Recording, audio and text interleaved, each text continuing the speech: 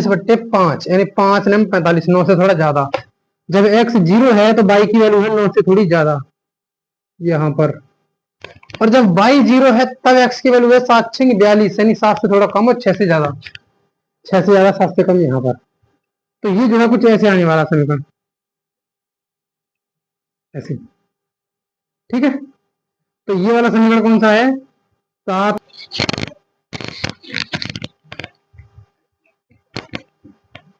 नमस्कार साथियों, मैं योगेंद्र कुमार स्वागत करता हूँ आपका आज की इस एक और नई वीडियो में।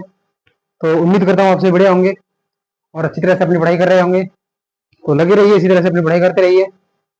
देखिए, तो आज हम पढ़ने वाले हैं क्लास 10th की मैथ, जिसका चैप्टर नंबर 3 पढ़ने वाले हैं आज हम, pair of linear equation and in 2 variables, यानी कि 2 चर वाले रैखिक समीकरण। ठीक है, उसकी आज पहली एक्सरसाइज पढ़ेंगे और इसके बारे में कुछ बेसिक्स हैं, उनको भी इसी वीडियो में जानने वाले हैं। ठीक है, तो जुड़े रहिए अंत तक। तो सबसे पहले चैप्टर का नाम है 2 चरों वाले रैखिक समीकरण। तो सबसे पहले चर क्या होता है, चर समझ लेते हैं। ठीक है ना, चर, क्योंकि चर वह राशि होती है जिसकी वैल्यू हमेशा बदलती रहती है। एक ऐसी राशि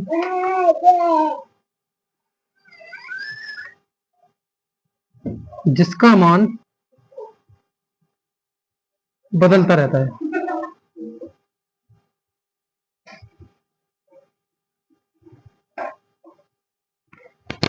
वो क्या कहलाती है? चर कहलाती है। जैसे मतलब वो एक्स वाई जेड जो भी होते हैं वो सभी चर होते हैं, क्योंकि कहीं कहीं समीकरण में उसका मान कुछ और मिलेगा, कहीं दूसरा समीकरण सॉल्व करेंगे तो वहां पर उसका मान कुछ और मिलेगा। तो ऐसे ये राशि जो होती है जिसका मान बदलता रहता है, उससे क्या कहते हैं? चर कहते हैं। ठीक है, फिर आते हैं रैखिक। रैखिक का मतलब क्या होता है? देखो, समीकरण तो वही, मतलब इसमें 2 3 समीकरण तो होता ही है।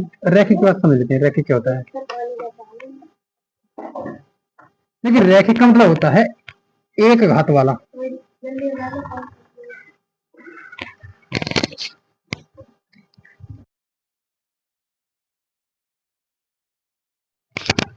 एक घात वाला। ठीक है, रैखिक का मतलब क्या होता है? एक घात वाला, मतलब जिसकी घात एक होती है उसे कहते हैं रैखिक। तो इन्हीं से मिलकर बना होता है हमारा रैखिक समीकरण। और इसमें कह रहे हैं युग्म। तो युग्म मतलब हम दो दो को पढ़ने वाले हैं, एक साथ दो दो। ठीक है ना, जैसे हमने साथ क्लास 9th में जो एक समीकरण पढ़ा था उसका, रैखिक युग्म का, सॉरी रैखिक समीकरण का, लेकिन अब हम दो दो पढ़ेंगे इनको। ठीक है, जैसे अगर एग्जाम्पल देखें इसका,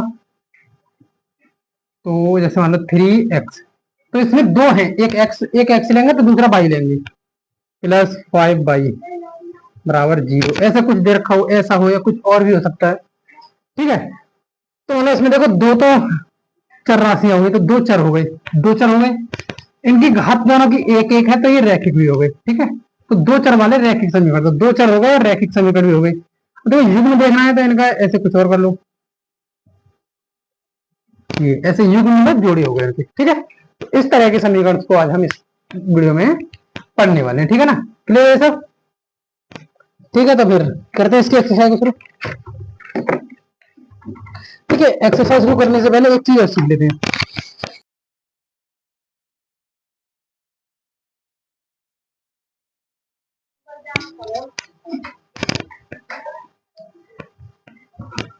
ठीक है, देखो इससे मतलब एक्सरसाइज शुरू करने से पहले कुछ और चीजें जो उनको हम सीख लेते हैं। ठीक है,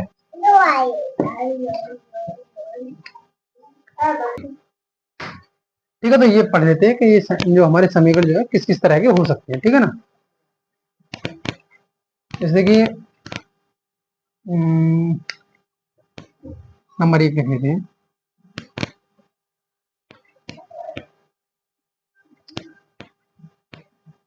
यानी कि समीकरणों के हल के बारे में पढ़ लेते हैं। ठीक है ना, कि देखो जब अद्वितीय हल होता है तब क्या होता है? अद्वितीय हल,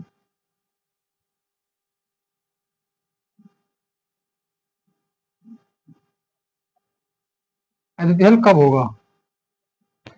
तो अद्वितीय हल जब होता है जब एक समीकरण जो है दूसरे समीकरण को किसी जगह प्रतिच्छेद करता है ना, यानी कि प्रतिच्छेदी रेखाएं होती हैं।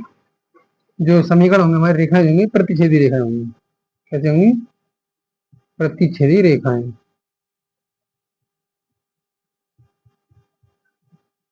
ठीक है, और इसकी कंडीशन क्या होती है इसके लिए? इसकी कंडीशन होती है कि वो उसमें A1 और A2 जो होते हैं वो बराबर होते हैं B1 बट्टे B2 के, यानी A1 और A2 का अनुपात जो है B1 B2 के अनुपात के बराबर होता है। ठीक है, ये बात होती है हमारी प्रतिच्छेदी रेखाओं के लिए। अब इसका जो होता है, अगर ये है तो क्या होगा? अद्वितीय हल होगा। अद्वितीय हल का मतलब है अकेला हल होगा, वैसा मतलब एक अकेला हल होगा वो। ठीक है, कोई और हल नहीं हो सकता उसका। ऐसी नंबर 2 देखो, जब कोई हल नहीं होता तब, कोई हल नहीं, ठीक है, कोई हल नहीं होता तब क्या होता है? तब वो रेखाएं जो होती हैं समांतर रेखाएं होती हैं। कैसी होती हैं? समांतर रेखाएं।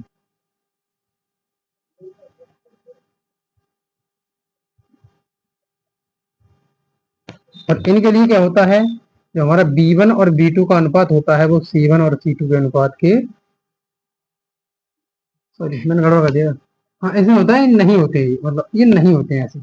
ठीक है, यानी कि पहले प्रतिच्छेदी रेखाओं में A1 और A2 का अनुपात B1 और B2 के अनुपात के बराबर नहीं होता है, तब तो प्रतिच्छेदी रेखाएं होंगी। और समांतर रेखाओं में B1 और B2 का अनुपात जो है C1 और C2 के अनुपात के बराबर नहीं होता है, तब वो हमारी समांतर रेखाएं होती हैं।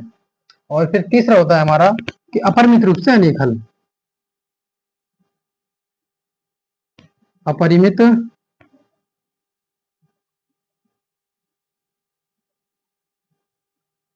रूप से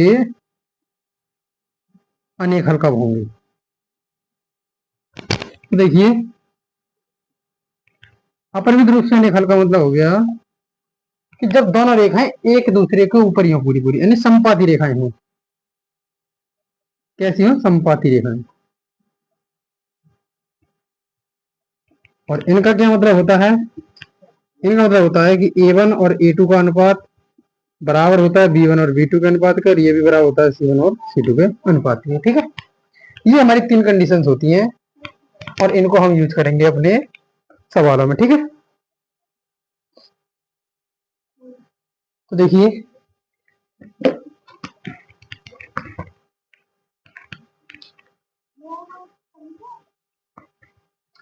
इनके नाम कुछ और भी होते हैं, अगर इनको जैसे आदित्य हल का मतलब तो वही केवल एक हल होता है ना।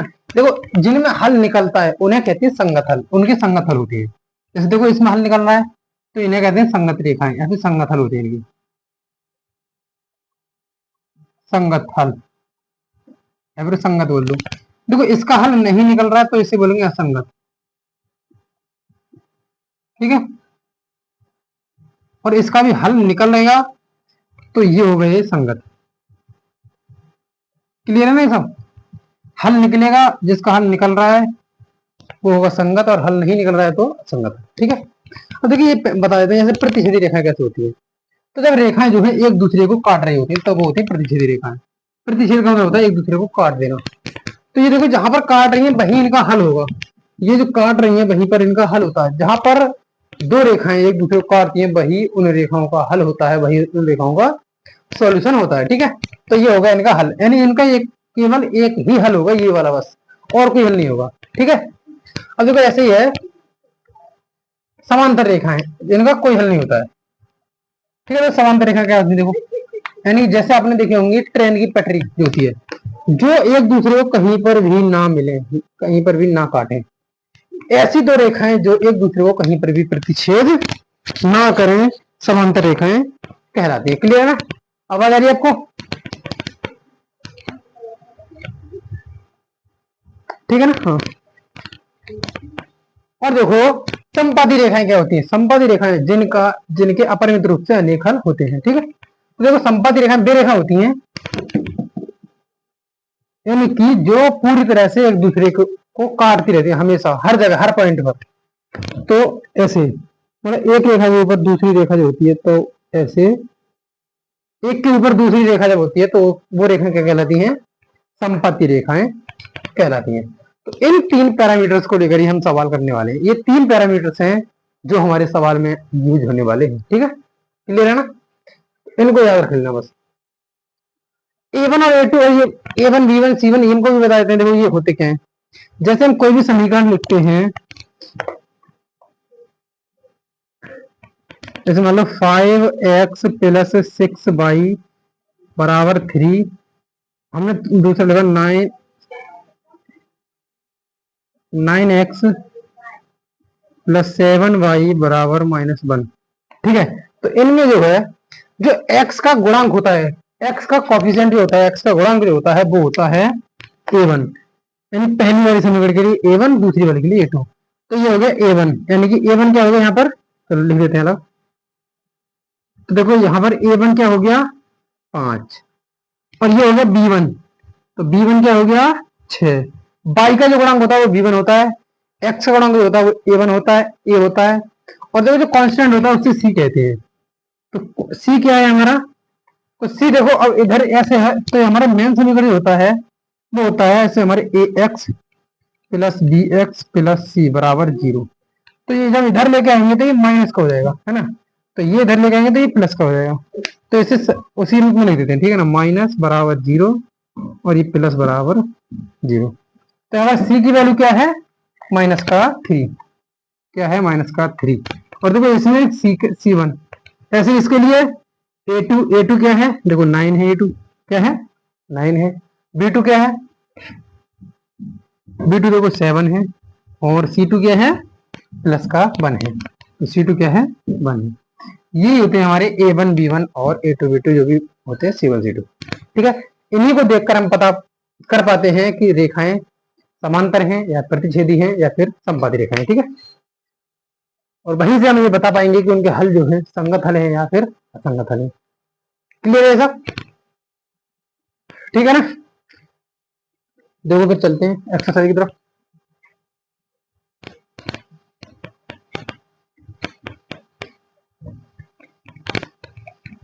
देखते हैं एक्सरसाइज 3.1।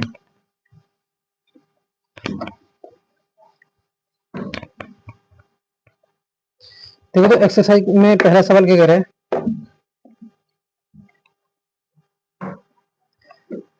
चलो पहले थोड़ा सा ग्राफ बनाना और बता देते हैं। ठीक है, थोड़ा सा ग्राफ के बारे में समझ देते हैं। ये ग्राफ के ऊपर ही सवाल दे रखा है तो ग्राफ के बारे में बता देते हैं, ग्राफ को कैसे बनाना है। जैसे मान लो कोई भी इक्वेशन दे रखा है हमें y बराबर 4x-3, ठीक है, ये ऐसे मान लो कोई इक्वेशन दे रखा है और बोल रहे हैं कि इसको ग्राफ की विधि द्वारा दर्शाइए, ग्राफ के द्वारा ऐसे दर्शाइए। तो देखो ग्राफ कैसे बनाते हैं, ये इतना तो सभी जानते हैं कि हमारे दो अक्ष होते हैं, एक होता है एक्स अक्ष और एक होता है वाई अक्ष। ठीक है ना, इतना तो सभी जानते होंगे। कितने अक्ष होते हैं, एक्स अक्ष और दो अक्ष, यानी एक समतल में हमारे दो अक्ष होते हैं, एक्स अक्ष और वाई अक्ष। तो इन्हीं पर अब जो हम ग्राफ को बनाते हैं। ग्राफ बनाने के लिए आपको क्या करना होगा, देखो एक ऐसे आराम से एक टेबल बना लो, एक एक्स के वैल्यू एक वाई के वैल्यू की, एक्स और वाई दोनों की। ठीक है, अब क्या करना है आपको, इसमें 2-3 वैल्यू आपको रख के देख लेनी है बस, और उससे आपका ग्राफ जो है आसानी से बन जाएगा। देखो जब आप x की वैल्यू 0 रख लेते हैं, एक बार x की वैल्यू अगर 0 रखेंगे इसमें, तो देखो ये तो पूरा 0 हो जाएगा, और क्या बचेगा -3, क्या बचेगा, जब x बराबर 0 है तब y बराबर क्या आएगा, देखो ये 0 हो जाएगा पूरा, तो ये बचेगा -3। तो क्या आएगा -3। क्लियर है, ये -3 कैसा है पता है ना, जब x की वैल्यू हम 0 यहाँ पर रख देंगे, x की वैल्यू 0, देखो यहाँ पर 0 रखेंगे तो 4 गुणा 0 -3, तो ये हो जाएगा 0 और ये -3, यानी कि -3 आएगा। ठीक है ना, क्या आएगा -3। तो जब x की वैल्यू 0 रखेंगे तो y की वैल्यू क्या आएगी -3 आएगी। और अगर हम y की वैल्यू रख दें 0 तब क्या होगा, जब y की वैल्यू अगर 0 रख देंगे तो देखो ये 0 हो जाएगा, इधर 4x हो जाएगा -3, तो ये 3 इधर आ जाएगा और बराबर में 4x है, तो x की वैल्यू यहाँ से क्या आ जाएगी 3/4, और 3/4 का मतलब हो गया यानी 1 से थोड़ा सा कम। तो जब x की y की वैल्यू 0 देते हैं तो ये आते हैं 3/4। ठीक है, अब देखो कोई ऐसी वैल्यू लो जिससे हमें कोई एक पूर्णांक मिल जाए। x की वैल्यू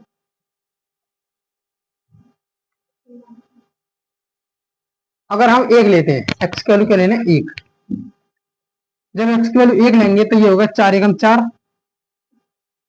ठीक है ना, देखो निकाल के बता दें, एक्स की वैल्यू 1 ले लेंगे तो आंसर वाई की वैल्यू भी 1 ही आएगी। देखो एक्स की वैल्यू 1 लेंगे तो ये आया 4 और ये माइनस का 3, तो 4 में से 3 है 1, तो वाई की वैल्यू 1। अगर ऐसे ही एक्स की वैल्यू हम 2 ले लें तब, तो देखो वाई की वैल्यू क्या आएगी, 4 दूनी 8 में से 3 गया 5। तो इस तरह से हमारा ग्राफ कुछ चलने वाला है। ठीक है, तो देखो इसी के आधार पर जो है हम अपने ग्राफ को बना लेंगे इन्हीं को देख करके। तो देखो जैसे हमें एक्स बराबर 0 पर, तो पहले नंबर डाल लेते हैं। ठीक है, थोड़ा सा नंबर जो है लिख लेते हैं। यहाँ पर होता है 0, क्या होता है यहाँ पर 0, यहाँ पर एक्स और वाई दोनों 0 होते हैं, तो 0,0 होता है। ठीक है, इससे आगे मान लेते हैं यहाँ 1 है, यहाँ पर 2 है, यहाँ 3, यहाँ 4 है। ऐसे इधर को देखो माइनस में होते हैं, इधर को तो माइनस का 1, माइनस का 2, माइनस का 3, माइनस का 4। ऐसे देखो बाई अक्ष में ये प्लस का होता है 1, ये 2, ये 3 और ये 4। नीचे ये माइनस का होता है, तो माइनस का 1, माइनस का 2, माइनस का 3 और ये माइनस का 4। ये होते हैं हमारे एक्स अक्ष और वाई अक्ष। ठीक है, देखो अब हमें जब एक्स बराबर 0 है तब वाई बराबर क्या है, माइनस का 3 है। तो एक्स बराबर 0 कहां पर है, देखो यहाँ पर। जब एक्स बराबर हम 0 लेते हैं तो वाई की वैल्यू क्या आ रही है, माइनस का 3। तो माइनस का 3 किधर है, ये है। जब एक्स की वैल्यू 0 है तो वाई की वैल्यू क्या है, माइनस का 3 है। फिर आगे चलो, जब y की वैल्यू 0 है तो x की वैल्यू क्या है, 3/4। और y की वैल्यू 0 है तो x की वैल्यू क्या है, 3/4। यानी यहाँ पर कहीं मान लो 3/4 होगा मान लो। तो ये पॉइंट मिल गया। फिर देखो और देख लेते हैं थोड़ा। जब x की वैल्यू 1 है तब y की वैल्यू भी 1 ही है। x की वैल्यू क्या है, 1 है, तब y की वैल्यू भी 1 है, मतलब यहाँ पर पॉइंट होगा। ऐसे ही देखो, जब x की वैल्यू 2 है तो y की वैल्यू क्या है, 5। x की वैल्यू 2 रख रहे हैं तो y की वैल्यू क्या आ रही है, 5 आ रही है। तो x की वैल्यू 2 रख रहे हैं तो y की वैल्यू 5 आ रही है, यानी कि यहाँ पर कहीं होगा। तो हमारा ग्राफ जो है कुछ यहां से ऐसे जाएगा। देखो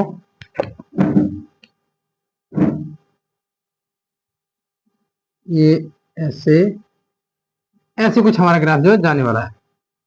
ठीक है, तो ग्राफ का जो हम रफ आइडिया ले लेंगे वो इस तरह से कुछ ले लेंगे। मैंने सिर्फ एक समीकरण का लिखा है, ऐसे ही आप दूसरी समीकरण का भी ऐसे ही बना सकते हैं।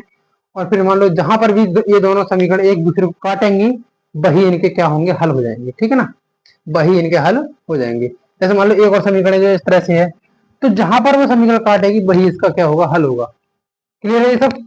तो ये होता है हमारा ग्राफ की है हल। इस तरह से हम जो है ग्राफ को बना लेंगे अपने, जब हम सवाल सॉल्व करेंगे तब इस तरह से ग्राफ बनाएंगे। ठीक है,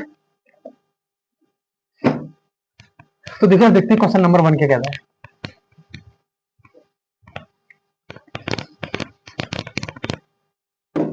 तो क्वेश्चन नंबर 1 कह रहा है कि निम्न समस्याओं में रैखिक समीकरण युग्म के, मतलब युग्म बनाइए और ग्राफ विधि से हल ज्ञात कीजिए। ठीक है, क्वेश्चन नंबर 1 कह रहा है निम्न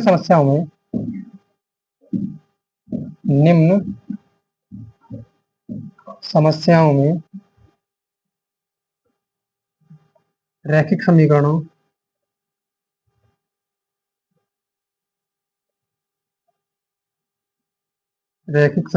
के युग्म बनाइए।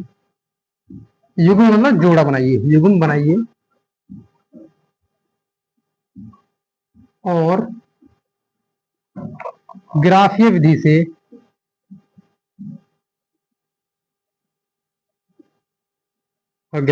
से हल कीजिए। ठीक है, ये हमारा क्वेश्चन नंबर 1 है। ठीक है, तो इसमें देखो हमें करना क्या हाल है। पहला ऑप्शन दे रखा, मतलब पहला दे रखा है इसका कि क्लास 10th के कक्षा 10 के 10 विद्यार्थी हैं। कितने हैं, 10 विद्यार्थी हैं।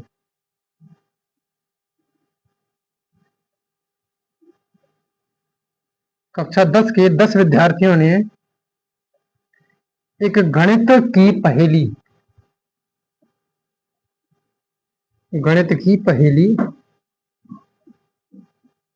प्रतियोगिता, यानी कि कंपटीशन होता है स्कूल में मैथ से रिलेटेड कुछ, और उसमें भाग लेते हैं इतने 10 स्टूडेंट जो है प्रतियोगिता में भाग लिया। यदि लड़कियों की संख्या, यदि लड़कियों की संख्या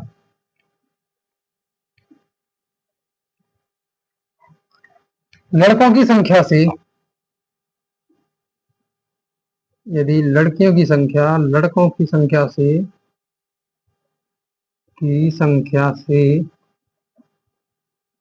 4 अधिक है, क्या है, 4 अधिक है, तो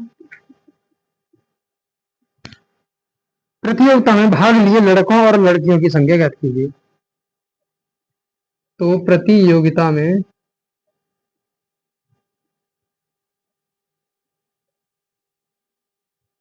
भाग लिए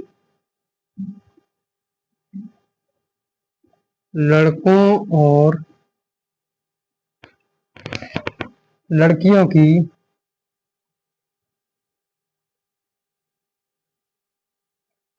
संख्या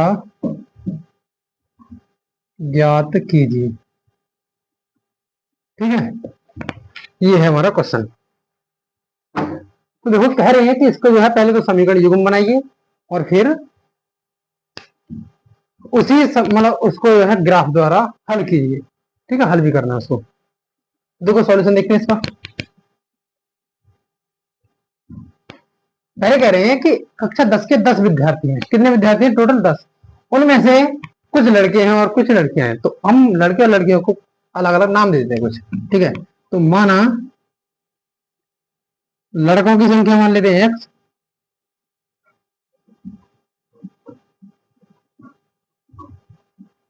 तथा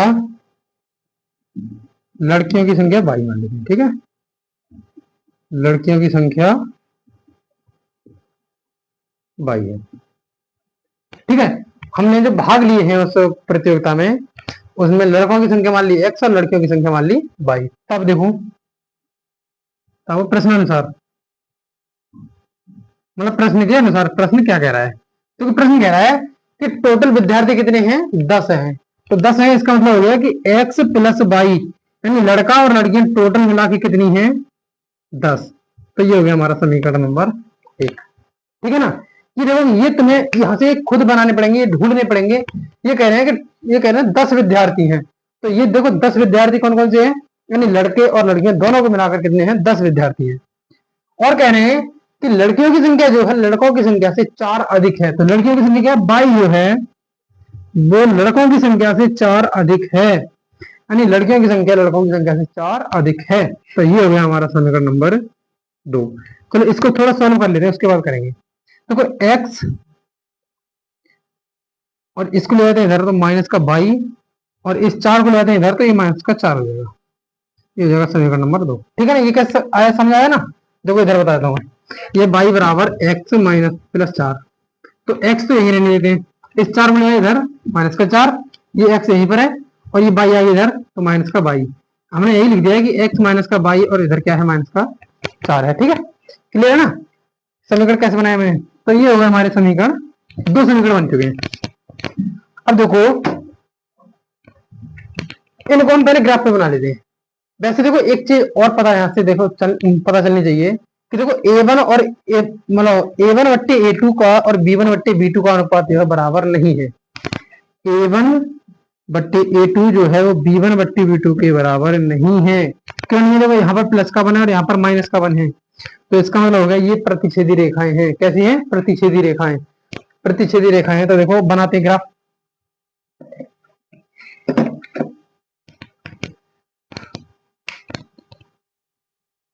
ऐसे चलो अच्छी से बनाते हैं, बड़ा।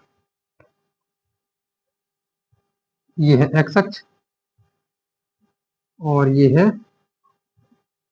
वाई अक्ष। ठीक है, यहाँ पर है 0, यहाँ 1 2 3 4 5, 1 2 3 4 5, यहाँ पर माइनस का 1, यहाँ पर माइनस का 2, माइनस का 3, माइनस का 4, माइनस का 5।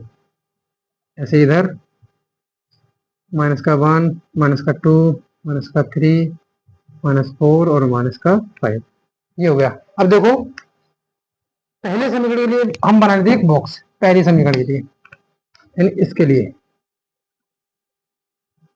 तो जैसे मैंने बताया था उसी तरह से अब हम डायरेक्ट करने वाले हैं, डायरेक्ट। ठीक है ना, ये है एक्स और ये है वाई। तो देखो एक्स बराबर बराबर अगर हम 0 रख देते हैं तो वाई की वैल्यू क्या आएगी, 10 आएगी। ये 0 है तो वाई की वैल्यू कितनी आएगी, 10। जब एक्स की वैल्यू 0 है तो वाई की वैल्यू क्या आएगी, 10। और जब वाई की वैल्यू 0 रख दें तब एक्स की वैल्यू 10 आएगी।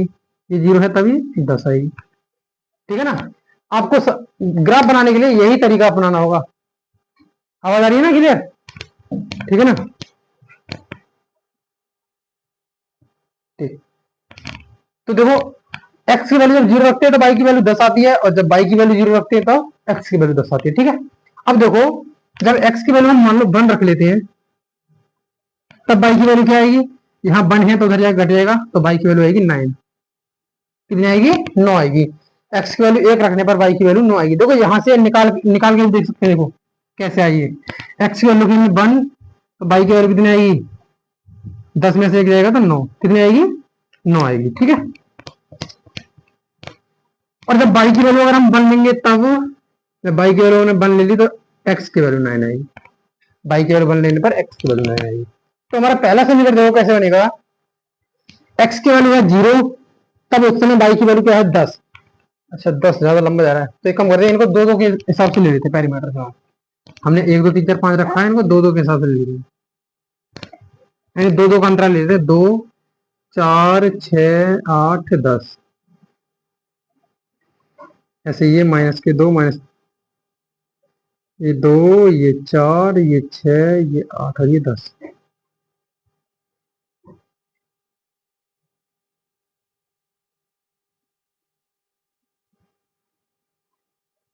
6 8 और ये 10। ठीक है, देखो मैंने दो दो का अंतराल लिया, जितना भी आप मतलब लेना चाहें उस तरह से ले सकते हैं। ठीक है, तो अब बनाते हैं देखो।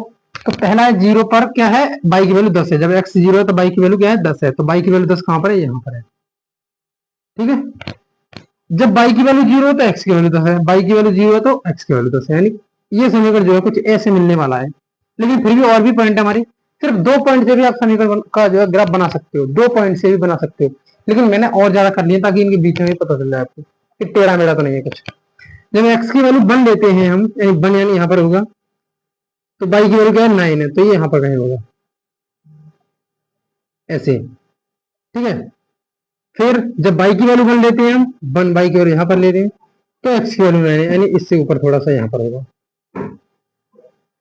तो देखो इसी से पता चल रहा है हमें कि समीकरण जो है ऐसे ऐसे आने वाला है, कुछ ऐसे जाके और ये ऐसे कुछ आ जाएगा। ठीक है, तो ये वाला समीकरण हमारा कौन सा हो गया, एक्स प्लस वाई बराबर 10, एक्स प्लस वाई बराबर 10 हो गया, समीकरण 1 हो गया। देखो ऐसे दूसरे समीकरण के लिए बनाएंगे हम।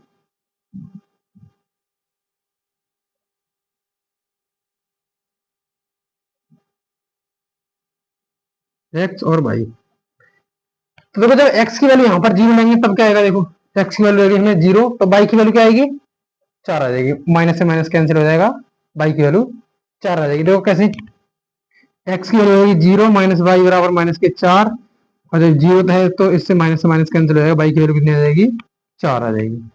और जब वाई की वैल्यू 0 ले लेंगे तब वाई हो गया 0 पूरा, तो एक्स की वैल्यू क्या आएगी, माइनस के 4। ठीक है, और एक और लेते हैं कुछ, वैसे दो से ही बना सकते हैं आप, लेकिन कुछ और एक और ले लेते हैं कुछ। अगर मान लो एक्स की वैल्यू लेते हैं हम 1, एक्स की वैल्यू ले ली हमने 1, तो देखो बाई की वैल्यू आएगी, ये 1 है तो उधर जाके माइनस का, यानी बाई की वैल्यू आएगी 5। कितनी आएगी, 5। और जब बाई की वैल्यू 1 लेंगे तब, तो इसकी वैल्यू आएगी माइनस का 3, माइनस का 3। ठीक है, तो ये है हमारा ग्राफ। जब एक्स की वैल्यू 0 है तब बाई की वैल्यू 4 है, बाई की वैल्यू 4 है यानी यहां पर है। जब बाई की वैल्यू 0 है तो वो माइनस का 4 है, बाई 0 तो एक्स माइनस का 4 है, यानी एक्स माइनस का 4 है। तो कुछ ऐसे ही आने वाला है समीकरण। ठीक है ना, तो ये समीकरण कुछ ऐसे इधर से आने वाला है। फिर भी देखो और कुछ कर लेते हैं। एक्स जब 1 लेते हैं हम, एक्स 1 लेते हैं तब बाई 5 आता है, तब बाई क्या आता है 5 आता है, यानी कि यहाँ पर है। और जब बाई को बन लेते हैं तब x माइनस का 3 आता है। जब बाई हम बन लेते हैं यहाँ पर तो ये माइनस का 3 आता है, यानी यहाँ आएगा कहीं। तो ग्राफ ये कुछ ऐसे आने वाला है, ऐसे। तो ये वाला ग्राफ जो है हमारा वो किसका है, x माइनस वाई बराबर माइनस का 4। तो ये हो गया हमारा इसका ग्राफ, ये निरूपण, यानी ग्राफ से दर्शाया गया है। तो ग्राफ से इस तरह से हम इसको दर्शाएंगे, ठीक है ना। क्लियर है ये सब, कैसे बनाना है ग्राफ, किस तरह से आपको समीकरण बनानी है, और कैसे देखो। अब आती है बात कि उनका हल कहां पर होगा। देखो एक तो आप जब ग्राफ पेपर पर इसको बनाओगे तो उससे तो सीधा सीधा दिखाई दे जाएगा आपको कहां से कहां पर मतलब हल इसका होगा। तो देखो हल क्या होता है, जहां पर ये एक दूसरे को काटते हैं वो इनका हल होता है। अभी हमें देखना पड़ेगा कि ये काटेंगे कहां पर एक दूसरे को, ठीक है। उसके लिए देखो अगर ग्राफ पेपर होगा तो हमें साफ साफ यहीं से दिखाई दे जाता है, लेकिन हमारे पास ग्राफ पेपर नहीं है तो हम इसको सॉल्व कर लेते हैं दोनों समीकरण को। देखो दोनों समीकरण में कुछ देखो एक जैसा दिखाई दे रहा है, इसमें एक्स है इसमें भी एक्स है, यहाँ पाई है, हम देखो माइनस का वाई है। तो अगर हम दोनों को जोड़ दें तो क्या हो जाएगा, देखो बाई से बाई कैंसिल हो जाएगा। तो इधर कर दें हम थोड़ा छोटा छोटा, यानी कि समीकरण 1 और समीकरण 2 को जोड़ देते हैं, ठीक है। समीकरण 1 प्लस समीकरण 2, तो एक है x प्लस बाई बराबर 10, दूसरा है x माइनस बाई बराबर माइनस का 4। तो इन्हें जोड़ेंगे तो देखो जोड़ने पर मतलब चेंज नहीं होते, बस ये माइनस से माइनस ही रहेगा, ये माइनस से माइनस रहेगा। तो देखो इससे कैंसिल, ये x x 2x हो गए, और 10 में से 4 गए 6 बचे। तो यहाँ से x की वैल्यू कितनी आ गई, x की वैल्यू आ गई 3। कितनी आ गई x की वैल्यू 3। अब इसी वैल्यू को किसी एक समीकरण में रख के y की वैल्यू आप निकाल सकते हो। यानी लड़कों की संख्या कितनी आ गई 3, उस प्रतियोगिता में लड़के कितने हैं 3 हैं, और लड़कियां कितनी है देखो बाई, यानी कि जो है x plus Y, X plus by बराबर है 10, x की वैल्यू 3 प्लस बाई बराबर है 10। तो बाई की वैल्यू कितनी आएगी यहाँ से 7, ठीक है। ये आप बिना निकाले भी बता सकते हो, जब लड़के 3 हैं तो लड़कियां कितनी होंगी 7 ही होंगी, क्योंकि टोटल बच्चे जो हैं 10 हैं उस प्रतियोगिता में। क्लियर है ये सब, पहला सवाल आप लोगों को क्लियर है। तो कुछ नहीं है, बस आपको पहले सवाल को देखना है। ये कह रहे थे कि 10 विद्यार्थी हैं, तो x प्लस बाई यानी कि दोनों लड़के और लड़कियां दोनों कितने हैं 10 हैं। फिर आगे कह रहे हैं लड़कियों की संख्या जो है लड़कों की संख्या से 4 अधिक है, तो हमने उसका भी समीकरण बनाया और इन दोनों समीकरणों से उनका ग्राफ आसानी से बना दिया, ठीक है। बहुत ही सरल तरीका है देखो ग्राफ बनाने का। उम्मीद करता हूँ ये तो क्लियर ही होगा इतना तो, ठीक है। तो देखते हैं अगला वाला, इसका क्वेश्चन नंबर 2 इसी का।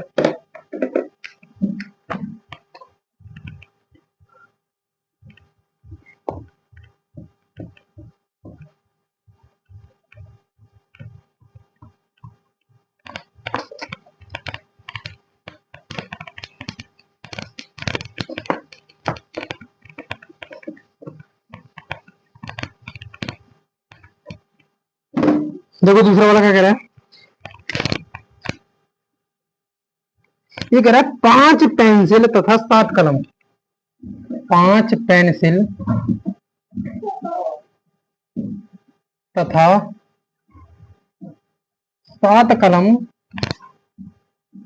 कलमों का मूल्य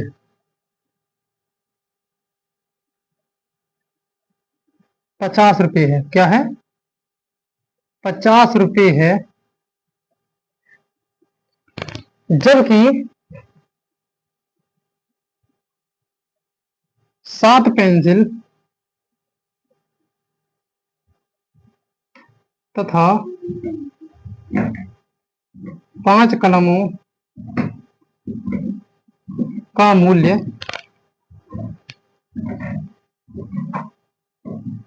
46 रुपये है।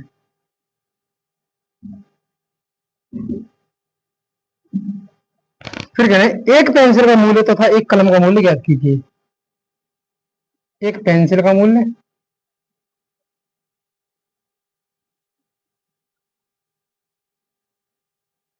तथा एक कलम का मूल्य ज्ञात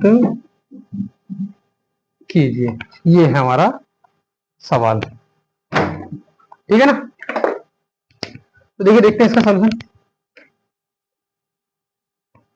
कह रहे 5 पेंसिल और 7 कलमों का मूल्य 50 रुपए है और 7 पेंसिल और 5 कलमों का मूल्य 46 रुपए है। तो पेंसिल और कलम यानी एक एक पेंसिल और एक कलम का मूल्य बताइए। तो देखिए हम पहले इनको मान लेते हैं कुछ, ताकि हमें कंफ्यूजन ना हो। ठीक है, तो हम मान लेते हैं एक माना एक पेंसिल का मूल्य x रुपये है। कितना है? x रुपये। तथा एक कलम का मूल्य कितना है?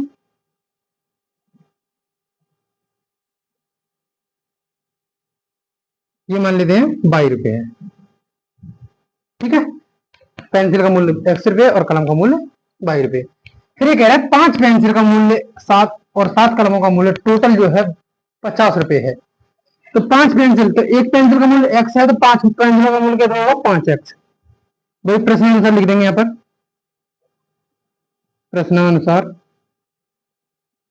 ठीक है, तो एक पेंसिल का मूल्य मान लो एक पेंसिल x रुपए की आती है, तो 5 पेंसिल कितने होगी? 5x रुपए की। ठीक है, और 7 कलमों का मूल्य कितना होगा? 7y। और टोटल कितने रुपए हैं? 50। ये हो गया हमारा इक्वेशन नंबर 1। ठीक है, ऐसे हमें दूसरा दे रखा है, जबकि 7 पेंसिल हैं और 5 कलम है, तो इनका मूल्य कितना है? 46 रुपए।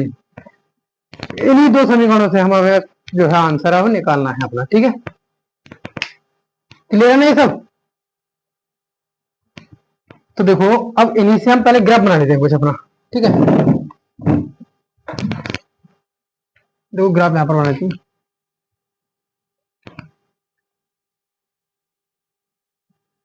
ये हो गया एक्स अक्ष, ये हो गया वाई अक्ष। ठीक है, ये कह रहे हैं देखो अब इन्हीं से हम पहले वाले से बना लेते हैं।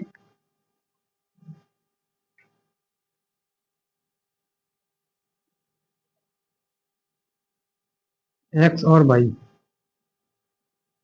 थोड़ा मतलब लेंथी आएगा इसका, क्योंकि इसमें संख्या जो है बड़ी बड़ी है।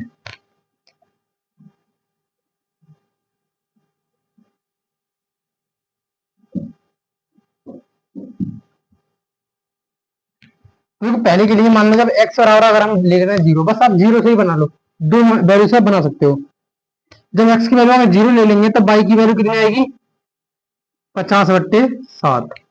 कितनी आएगी? 50/7। और जब इसकी वैल्यू 0 ले लेंगे तो कितनी आएगी? इसकी वैल्यू आएगी 10। कितनी आएगी? 10, यानी 5×9 = 50। ठीक है, ये हो गया हमारा पहले समीकरण के लिए। ऐसे ही जब दूसरे समीकरण के लिए बनाएंगे तब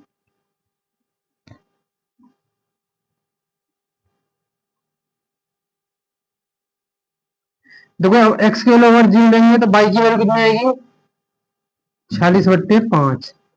और जब ये वाई है, सॉरी इसके लिए, और जब वाई की वैल्यू 0 ले लेंगे तब एक्स की वैल्यू आएगी 46/7। 7 से हम वैल्यू से नहीं सकते उसको 49। तो देखो 10 तक बना लेते हैं हम कुछ। ठीक है, 10 तक, 10 से हमारा मैक्सिमम नंबर जो है 10 है, तो वहीं तक हम नंबर बना लेते हैं। ठीक है, तो पहले की तरह करने वाले हैं 2, 4, 6, 8, 10। -2, -4, -6, -8, ऐसे ये 2, ये 4, ये 6, ये 8 और ये 10। -2, -4, -6, -8। ठीक है, ये हो गया हमारा। देखो इससे बनाते हैं ग्राफ अपना।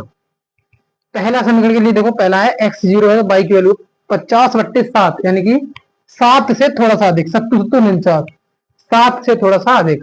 जब x की वैल्यू 0 है तो y की वैल्यू क्या है? 7 से थोड़ी अधिक है, यानी कि यहां पर कहीं होगी 7 से थोड़ी अधिक। ठीक है, और जब x की वैल्यू y की वैल्यू 0 है तो x की वैल्यू क्या है? 10 है, और ये 10 है। y 0 होने पर x 10 है। तो ये हमारा पहला समीकरण जो है कुछ ऐसे मिलने वाला है, ऐसे, इधर से और इधर से। तो इस समीकरण का नाम क्या हो गया? 5x + 7y = 50। ठीक है ना, ये वाला हमारा समीकरण हो गया। ऐसे दूसरे के लिए बनाते हैं। दूसरा है जब x 0 है तो y है 46/5 यानी 5 9 45, 9 से थोड़ा ज्यादा। जब x 0 है तो y की वैल्यू है 9 से थोड़ी ज्यादा यहाँ पर, और जब y 0 है तब x की वैल्यू है 7 6 42 यानी 7 से थोड़ा कम और 6 से ज्यादा, 6 से ज्यादा 7 से कम यहाँ पर। तो ये जो है कुछ ऐसे आने वाला समीकरण, ऐसे। ठीक है, तो ये वाला समीकरण कौन सा है? 7x + 5y बराबर 46। ये हो गया हमारा समीकरण। तो जहां पर काट रहे होते हैं ये हो गया इनका आंसर, मतलब यहाँ पर ये काट रहे हैं तो ये हो गया इसका x और y की वैल्यू यहीं पे मिल जाएगी। अगर ये जो ग्राफ पेपर पर होता तो यहीं से हम डायरेक्ट बता देते कि कितना आंसर आएगा। अब हमारे पास ग्राफ पेपर अभी तो है नहीं, तो हम इसे सॉल्व कर लेंगे। तो देखो सॉल्व करने के लिए हम वही करेंगे, इनको एक तरह से खत्म करने के लिए एक्स वाई को इनको बराबर कर लेते पहले। तो क्या करें, समीकरण 1 में 5 से गुणा कर लेते हैं और समीकरण 2 में 7 से। ठीक है, समीकरण 1 में 5 से और समीकरण 2 में 7 से। तो देखो समीकरण 1 को यहाँ दोबारा लिख रहे हैं। जब 5 से गुणा करेंगे तो ये हो जाएगा 25x और ये हो जाएगा 35y बराबर है 5 25। ये हो गया हमारा समीकरण नंबर 1। और इनको क्या करना है, हमें समीकरण 1 को और समीकरण 2 को जोड़ देना है। जोड़ना है नहीं, घटा देना है, क्योंकि देखो दोनों जोड़ के तो हमें घटाने से ही खत्म होने वाले हैं। इसमें देखो 7 से गुणा करेंगे तो 7 तो 49x, ये प्लस 7 5 35y बराबर 7 6 42, 7 चौक 28 और 4 32। ये हो गया हमारा समीकरण नंबर 2। हमें क्या करना है, घटाना है। तो देखो घटाने में क्या होता है, चिन्ह बदल जाते हैं। तो ये माइनस का, ये माइनस का और ये भी माइनस का हो जाएगा। ठीक है ना, 7 6 42, 7 4 7 चौक 28 और 32। ठीक, तो देखो घटाएंगे 25 में से। अब देखो वैसे तो चलो कोई बात नहीं, थोड़ा सा उल्टा हो गया। समीकरण नंबर 2 जो था बड़ा था तो उसमें से घटाना पड़ता था हमें, तो यहाँ पर ऐसे लिख लेते हैं, कोई बात नहीं, माइनस में आएगा वो चिन्ह बदल देंगे। ठीक है, देखो 25 में से 49 घटाएंगे तो माइनस के कितने बचेंगे, यानी कि 24, माइनस के 24x। और देखो 35 से 35 कैंसिल हो जाएंगे, ऊपर वाले प्लस के नीचे वाले माइनस के, तो ये कैंसिल हो जाएंगे। ठीक है, 25 में से 49 गए, माइनस के 24 बचे, 35 में से 35 का कुछ भी नहीं बचा। और बराबर में देखो 250 में से 322 घटाओगे तो क्या आएगा, 2 और 7, यानी कि माइनस का 72 आ जाएगा। कितना आएगा, माइनस का 72। क्योंकि देखो 250 में से 322 तो घटने वाले नहीं है, इसलिए हम क्या करेंगे, 322 में से 250 को हटा देंगे। क्लियर है ये सब, आवाज आ रही है? ठीक है, अब देखो इधर भी माइनस है इधर भी माइनस है, तो माइनस से माइनस कैंसिल हो जाएगा। और जब 24 से 72 को काटेंगे तो देखो 24 से 24, 24 दूनी 48 और 24 तिया 72, यानी कि x की वैल्यू कितनी आ जाएगी, 3। x की वैल्यू 3 आ जाएगी। तो यहां से हमें पता चल जाता है कि एक जो है पेंसिल की वैल्यू कितनी आ गई, 3 रुपए आ गई। कितनी आ गई, 3 रुपए। और अब यहां से हम y की वैल्यू निकालेंगे तो क्या करेंगे, इसमें रख देते हैं समीकरण 1 में। तो समीकरण 1 से यानी कि x की वैल्यू जो है समीकरण 1 में हम रख देंगे। देखो समीकरण 1 में रखेंगे तो 5 गुणा x की जगह 3, 7y बराबर 50, 5 तिया 15, 7y बराबर 50। ये जाएगा उधर तो 15 घटाएंगे 45 में तो कितना हो जाएगा, 35, यानी 7y बराबर हो गया 35। फिर से वही देखो 7 पंजे 35, तो y की वैल्यू कितनी आ गई, यहाँ से 5, y की वैल्यू कितनी आ गई। तो हमारा यही आंसर है। बाद में लिख देंगे कि एक पेंसिल का मूल्य 3 रुपए। चलो लिख देता हूं, ये देखो एक पेंसिल का मूल्य 3 रुपए है और एक कलम का मूल्य 5 रुपए है। ठीक है, ये जो है हमारा आंसर हो गया। क्लियर है सब? कह रहे थे कि 5 पेंसिल और 7 कलमों का मूल्य कितना है, टोटल 50 रुपए है। और 7 पेंसिल और 5 कलमों का मूल्य कितना है, 46 रुपए है। तो इन्हीं से हमने 2 समीकरण बनाई। पेंसिल का मूल्य मान लिया x रुपए और कलम का मूल्य मान लिया y रुपए। और उन्हीं से हमने देखो पहली समीकरण बनाई, ये हो गई, दूसरी बनाई, ये हो गई। इन्हीं से हमने इनका ग्राफ बनाया, तो ग्राफ कुछ ऐसा बनना था, ठीक है। और जब इनको हमने सॉल्व किया तो यहाँ से हमारी x की वैल्यू आ गई 3 और y की वैल्यू आ गई 5, ठीक है। तो x क्या है यहाँ पर, एक कलम का मूल्य, और y क्या है, सॉरी x है एक पेंसिल का मूल्य और y है एक कलम का मूल्य। तो एक पेंसिल की वैल्यू कितनी है 3 रुपए और एक कलम की वैल्यू कितनी है 5 रुपए। क्लियर है ये सब, उम्मीद करता हूँ ये भी क्लियर होगा, ठीक है। चलते फिर क्वेश्चन नंबर सेकंड देखते हैं। अब क्वेश्चन नंबर सेकंड है ना, हाँ क्वेश्चन नंबर सेकंड देखते हैं। देखो ग्राफ वाला था, इस क्वेश्चन नंबर 1 ही था बस, अगर और जरूरत होगी तो इसी तरह से आप मतलब ग्राफ को जो है बना लेना। जैसे सिर्फ आप 2 पॉइंट से ही बना सकते हैं, बहुत आसानी से बन जाएगा, ज्यादा निकालने की जरूरत ही नहीं है। पहले बस x को 0 रख दो, उसके बाद y को 0 रख दो, ठीक है।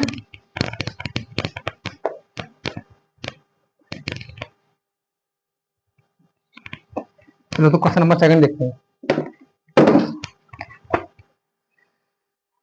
देखो क्वेश्चन नंबर सेकंड कह रहा है, ये कह रहा है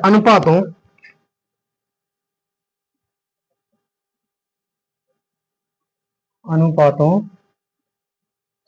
A1 A2 B1 B2 और C1 C2 की तुलना कर ज्ञात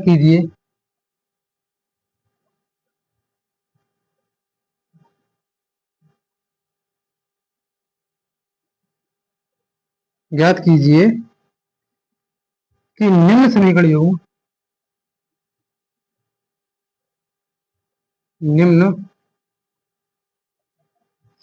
युग्म द्वारा निरूपित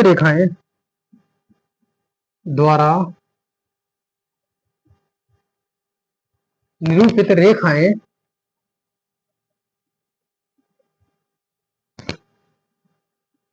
एक बिंदु पर प्रतिच्छेद करती हैं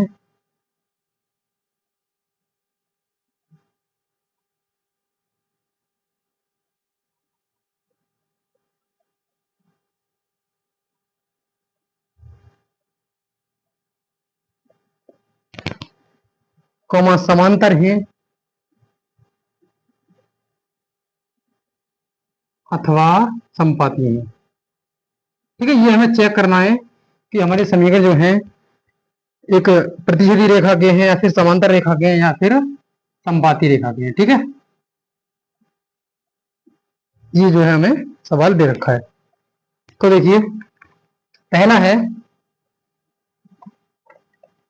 5x माइनस का 4y प्लस का 8 बराबर 0 और 7x प्लस 6y माइनस 9 बराबर 0। ये है हमारा सवाल नंबर 1, ठीक है। तो देखिए करते हैं इसका सॉल्यूशन।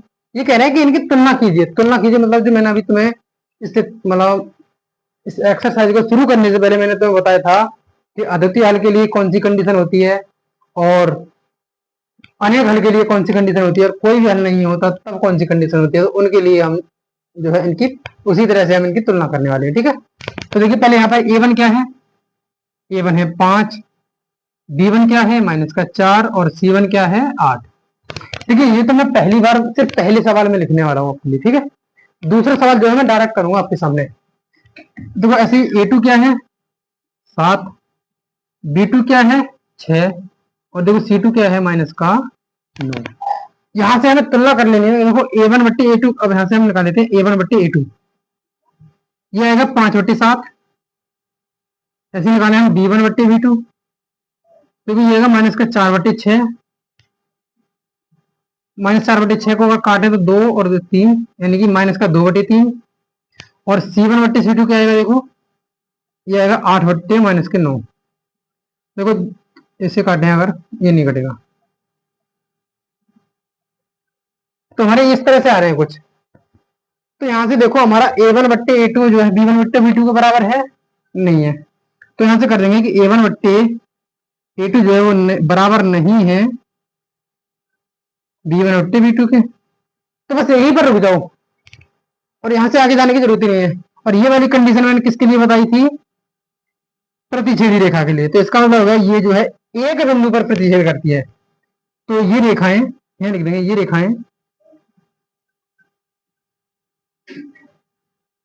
एक बिंदु पर प्रतिच्छेद करती हैं। ठीक है, प्रतिच्छेद या प्रतिच्छेदित करती हैं। ठीक है, बस पहली कंडीशन ही आप देख लो, उसके बाद में कुछ क्या होता है आपसे कुछ भी मतलब नहीं है उसका। ठीक है,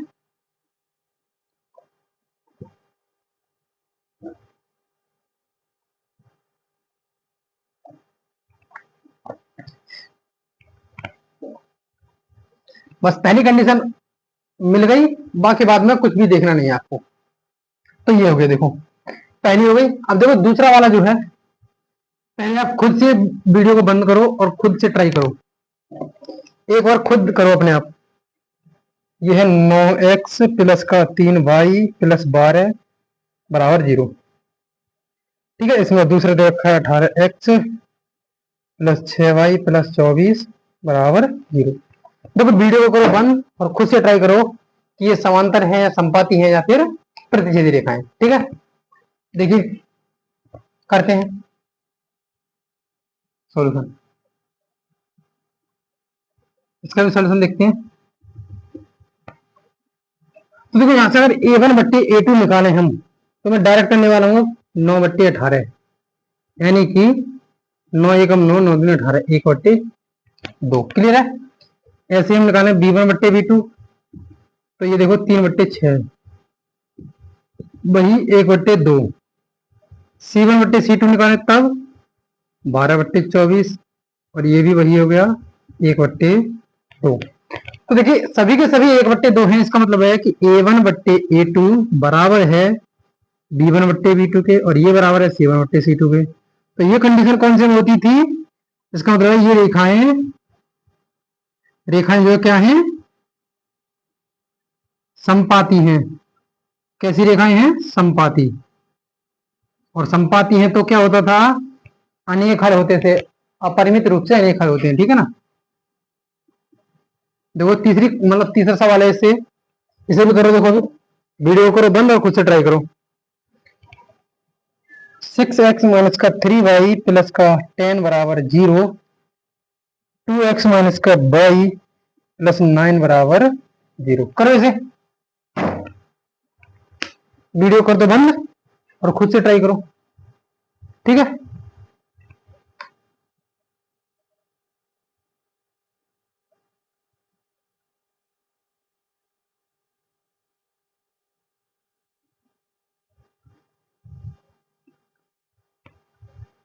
देखो तो सॉल्यूशन देखते हैं इसका।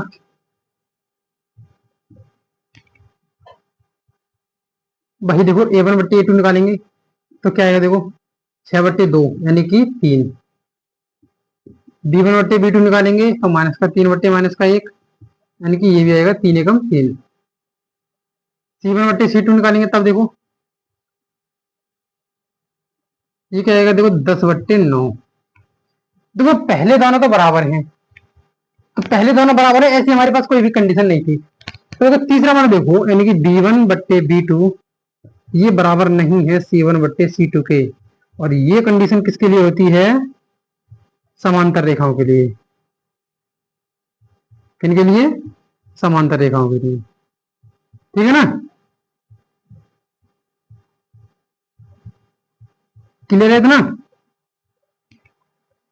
बस आपको a1 बट्टे a2, b1 बट्टे b2, c1 बट्टे c2 निकालना आना चाहिए, और उन्हीं से आप इनकी कंपेयर यानी कि तुलना करके कंपेयर करके आप बता सकते हो कि हमारा जो है हल जो है किस तरह का, मतलब जो रेखाएं हैं वो किस तरह की। ठीक है, एक मिनट को थोड़ी सही डाल लेते हैं इसमें। क्लियर है सब? देखो उम्मीद करता हूँ इतना तो सब क्लियर होगा। बहुत ही आसान तरीका है, देखो एकदम आसान, यानी आसान तरीके से समझा जा रहा है, बिल्कुल जीरो से। ठीक है ना? अगर क्लियर है तो सभी साथी थम्स अप कर देंगे। और देखो चलते हैं फिर अगले क्वेश्चन की तरफ। क्वेश्चन नंबर तीसरा देख लेते हैं। देखो क्वेश्चन नंबर तीसरा भी कुछ इसी तरह से है शायद। क्वेश्चन नंबर तीसरे में हाँ बस ये थोड़ा सा यहाँ चेंज कर दिया है, और कह रहे हैं आगे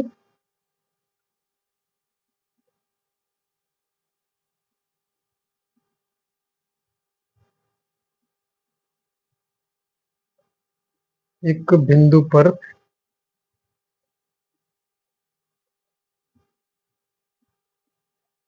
युग्म निम्न रैखिक समीकरण।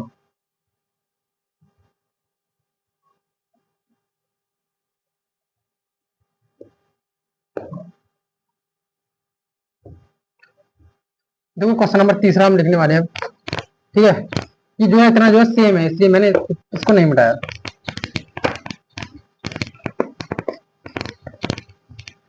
देखो ये तीसरा वाला जो हमारा